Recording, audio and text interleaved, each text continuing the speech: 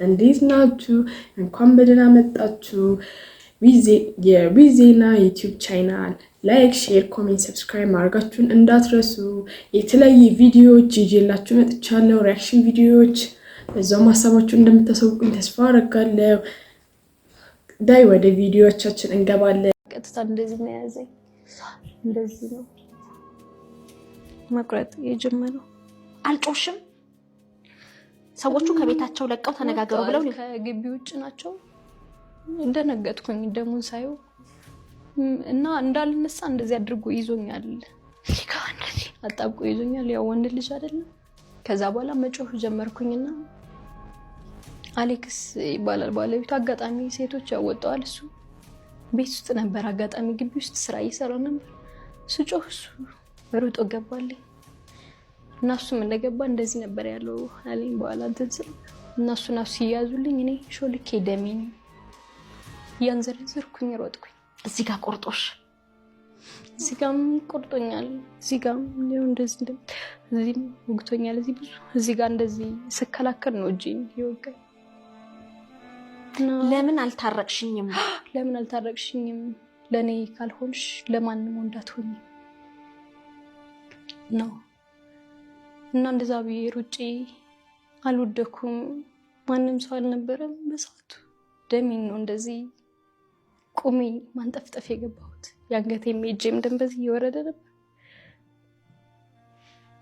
እሱ እንደዛው ነው ሩጦ አመለጠ። ሰፈር ላይም ሰው ሴት ነበር አጋጣሚ፣ ማለት ብዙም ሰው አልነበረም። ውስጥ ለውስጥ ስለሆነ ሰውም ተደናገጠ። ሩጦ በባጃጅ ተሳፍሮ ሄደ። እኔንም የሰፈር ቪዲዮን እንዳያችሁት ማለት ነው በጣም ያሳዝናል። አሁን ልጅቱ ራሱ በጣም ነው ያዘንኩት። ታሪኩን ስሰማ እንዴት እንዳለቀስኩ በጣም ነው የሚያሳዝነው። እውነት እስከ መጨረሻው ማለት ነው ዩቲዩብ ላይ ያለና በጣም ነው የሚያሳዝነው ታሪኳ። ከመጀመሪያ እስከ መጨረሻ የተናገረችው ታሪክ በጣም ነው የሚያሳዝነው። አንደኛ ልጅቱ እሱን ለማሳሰር የሄደችበት ሜትር በጣም በጣም ልትደነቅ የሚገባው ነው። እውነት እኔ ራሱ ገርሞኛል። እንዴት ምን አይነት ጠንካራ ሴት መሆኗ ነው እዚህ ጋር ራሱ ያሳየችው። እንዴ አሁን ማን ነው እንደዚህ የሚያደርገው? እስቲ ያስባችሁታል? ሰዎች እንደዚህ አደጋ አድርሶባችሁ ያንን ታግሳችሁ ይህን ሁሉ መስዋዕት መክፈል የሚችል ሰው አለ? የለም። እውነት በጣም ጠንካራ ሴት ናት። አሁን እቺ ልጅ ማለት ነው እንትን ሁላ አላሰበችም። በቃ ይሄን ሰውዬ መግደል አለብኝ ምናምን ነው አላለችም ሁላ። እሱ ያሰበችው በቃ እሱ ታስሮ ፍትህ ለማግኘት ነበር የሞከረችውና በጣም የሚገርም ነው። ፍትህ ያገኘችበት ሜትድ ራሱ በጣም ደስ የሚል ነው። እውነት እኔ በጣም ደስ ብሎኛል። ለመጨረሻ ላይ ይሄን ሁሉ መስዋዕት ከፍላ እሱ ማሳሰሯ ራሱ ትልቅ ነገር ነው። እውነት በጣም የምትደነቅ ሴት ናት። እግዚአብሔርን በቻላችሁት አቅም ራሱ ሰፖርት አድርጓት። እውነት በጣም የምትገርም ሴት ናት። እንጃ እኔ በጣም ያሳዘነችኝ ቪዲዮ ሙሉ ነው ተከታታይ የጨረስኩትና በጣም ታሪኮ በጣም የሚያሳዝነው እና እናንተም ሰፖርት እንደምታደርጓት ተስፋ አደርጋለሁና በጣም ጎበዝ ጀግና ሴት ናት። እውነት እንደዚህ አይነት ሴቶች ሊበረታቱ የሚገቡ ሴቶች ናቸው። እውነት እኔ በጣም ነው ደስ ያለኝ እና ሀሳባችሁ ምን እንደተሰማችሁ ሀሳባችሁን ኮሜንት ላይ አሳውቁ። የዓለም ሚዲያዎች በሙሉ ስለ ኢትዮጵያውያን ጋዜጠኞች እያወሩ ነው የሚገኘው በዚህ ሰዓት። እዚህ ጋር ዮናስ ኢቢኤስ እና እዚህ ጋር እግረኛው ሚዲያ ላይ የምናውቀው ተክለ ሃይማኖት አይ ቲንክ ስሙ እርግጠኛ አይደለሁም። ምንድነው እያሉ የሚገኙት? እስራኤል የዘር ማጥፋት ወንጀሏን ለማደባበስ የኢትዮጵያውያን ጋዜጠኞችን ከፍላ ተጠቀመችባቸው ነው እያሉ የሚገኘው። ጋዜጠኞቹ ተከፍሏቸው ይህን ነገር አድርገዋል አላደረጉም ለማለት አይደለም የመጣሁት። ዋናው ጉዳይ ለምን እስራኤል ኢትዮጵያውያን ጋዜጠኞችን መረጠች? ለጋዜጠኞችስ እንዴት ነው የምትከፍለው? የዘር ማጥፋት ወንጀሏንስ እንዴት ነው የሚሸፋፍኑላት ወይም ደግሞ እንዴት ነው የሚደባብሱላት? ስለሚለው ነገር ናውራ። እንዳልኳችሁ አድርገዋል አላደረጉም የሚለውን ነገር ማውራት አልችልም። በይሳብ የመጀመሪያ የምታደርገው ነገር ምንድነው? የነፃ ጉብኝት እድል ትሰጣለች፣ ትሪፕ ትሰጣለች። ጋዜጠኞች ወደ እስራኤል ሄደው ጉዳት የደረሰባቸውን አካባቢዎች ብቻ እንዲጎበኙ ታደርጋለች። ይህም የአንድ ወገንን ሳይድ ብቻ እንዲይዙ ታደርጋቸዋለች ጋዜጠኞች። ሁለተኛው የቃላት እንትን እንዲጠቀሙ ታደርጋቸዋለች። የዘር ማጥፋት ማለት ሳይሆን እስራኤል ራሷን እየተከላከለች እንደሆነ ጋዜጠኞች እንዲዘግቡ ታደርጋለች። እስራኤል እንዲጎበኙ ታደርጋለች። ጉዳት የደረሰባቸውን አካባቢዎች ብቻ ነው ያስጎበኘቻቸው። ስለዚህ እስራኤል ያደረገችው ራሷን እየተከላከለች እንደሆነ እንዲያምኑ ነው የምታደርጋቸው። ሶስተኛው ሐማስ ንጹሃን ዜጎችን እንደ ጋሻ ተጠቅሞ ጦርነት እያካሄደ ነው፣ ስለዚህ እስራኤል ደግሞ ራሷን መከላከል አለባት ብለው እንዲያምኑ ታደርጋቸዋለች። እስራኤል ለምን ኢትዮጵያውያን ጋዜጠኞችን መርጣለች የሚለውን መጠቀም አልችልም። እነዚህ ጋዜጠኞች ተከፍሏቸዋል አልተከፈለቸው የሚለው ነገር እስካሁን ድረስ ስላልተረጋገጠ ማለት መረጃው በትክክል ስለሌለኝ ማለት ነው። እንደምታውቁት ኢትዮጵያ የአፍሪካ ህብረት ዋና መገኛ ነች።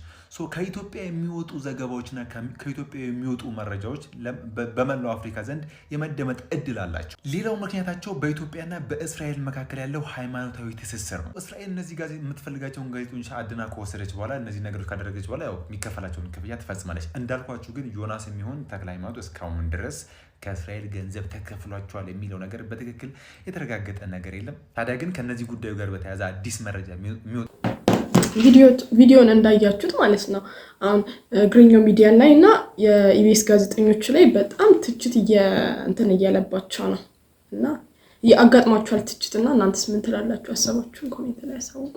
እጅግ በጣም የሚያሳዝነውና ልብ የሚሰብረው እንዲሁም የሚሊዮኖችን ቀልብ መግዛት የቻለው ፑንች በዓለም ላይ መነጋገሪያ ሆኗል። በጃፓን ኢቺኳ ሲቲ መካነ አራዊት ኢቺኳ ሲቲ ውስጥ የተወለደው ትንሹ የጃፓን ማካክ ፑንች በአሁኑ ሰዓት በዓለም ዙሪያ የብዙዎችን ቀልብ ስቧል። ታሪኩ ግን እንዳጀማመሩ ቀላል አልነበረም። ታሪኩ እንዲህ ነው። ፑንች እንደተወለደ እናቱ ልትቀበለውና ልትንከባከበው ፈቃደኛ አልሆነችም። በዚህ ምክንያት ሕይወቱን ለማዳን የእንስሳት ጠባቂዎቹ ጣልቃ መግባት ነበረባቸው። ፑንች ገና ጨቅላና የፍቅር ረሃብ የነበረበት በመሆኑ ጠባቂዎቹ አንድ የሚገርም መፍትሄ አመጡ። አንድ ትንሽ አሻንጉሊት ሰጡት።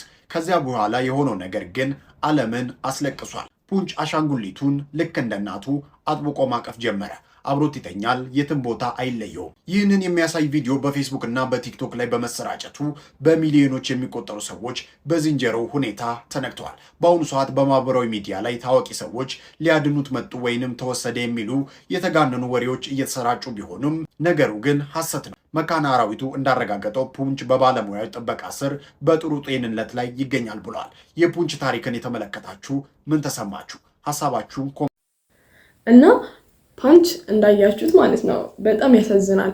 እና እናቱ በሞተችበት ጊዜ ራሱ ብቸኛ ነው። አሻንጉሊቱን ነው ይዞ ሁሌ እንትን የሚለው። ከዛን በዚህ ምክንያት ማለት ነው ቫይራል ወጣና ብዙ ሰዎች እሱን ለማየት ይሄዳሉ፣ ይጎበኛሉ። በቃ በብዙ ነው በሚሊዮን ነው ሰው የሚከተለው ራሱ የሚያየው ማለት ነው። እና በጣም ያሳዝናል። ሲያመነጫጭቁት፣ ሲመቱት በቃ እንዴት እንደሚያሰቃዩት እና እሱ እንደዛ በሚሆንበት ሰዓት ቪዲዮ ተቀረጸና ከዛ በሶሻል ሚዲያ ሲለቀቅ ብዙ ተመልካች እይታ ላይ ሆነ። ከዛ በዚህ ምክንያት ማለት ነው ቫይራል ላይ ወጣና ብዙ ሰዎች ናቸው እሱን ለማየት ዙ ድረስ እየሄዱ ያዩታል።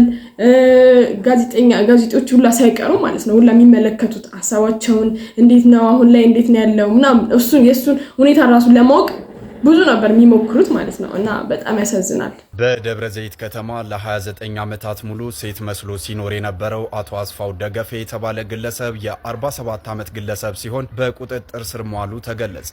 ይህ ሰው ስሙን አስፋሽ በማለት ቀይሮ የሴት ቀሚስ በመልበስ በሰራተኝነት እየተቀጠረ እንዲሁም እንጀራ እየጋገረ ወጥ እየሰራ ቤትም ተከራይቶ ጠላ ጭምር ሲሸጥም ቆይቷል ተብሏል። ታዲያ ለ3 አስርት ዓመታት ያህል ማንነቱን ደብቆ የኖረው ይህ ግለሰብ ሚስጥሩ ሊጋለጥ የቻለው እህል ሰርቋል በሚል ተጠርጥሮ በፖሊስ ምርመራ ሲደረግበት ጾታው ወንድ መሆኑ በመረጋገጡ ነውም ተብሏል። ይህ አስገራሚና ያልተጠበቀ ክስተት በማህበራዊ ሚዲያ ላይ የብዙዎችን ግርምትም ፈጥሯል። እናንተስ አንድ ሰው ለዚህ ሁሉ ዘመን ማንነቱን ደብቆ መኖር መቻሉን እንዴት አያችሁት? በጣም ይገርማል። እኔ ራሱ በጣም የተገረምኩት አስባችሁታል? ለ29 ዓመት በሙሉ ማለት ነው ወንድ ነው፣ ግን እሱ እንደ ሴት ነበር ሲሆን የነበረው። ጠላ ቤት ሲሰራ ብዙ ነገር ሲያደርግ ማለት ነው ጭራሽ ሰው አላወቀበትም ነበር። ለ29 ዓመት በሙሉ እንደ ሴት ነበር ሲሆን የነበረው። በጣም ያሳዝናል። ማለት አንዳንዴ ከባድ ነው እውነት። እንደዚህ አይነት ሪስክ ራሱ መውሰድ ራሱ በጣም ከባድ ነው። ምክንያቱም እውነት አንዳንዴ ይገርማል። ዘመኑ ከባድ ነው እውነት። እኔ ራሱ ቪዲዮ እንዳየው ነው በሬሳኩት። እውነት በጣም ነው የሚያሳዝነው። አንዳንዴ እንደዚህ አይነት ነገር ራሱ መደረግ ራሱ በጣም ይገርማል። ምን አይነት ጉድ ላይ ምን አይነት ዘመን ነው የደረስነው? እውነት በጣም ይገርማል። እናንተ ምን ትላላችሁ? እስቲ ሀሳባችሁን አሳውቁ ኮሜንት ላይ።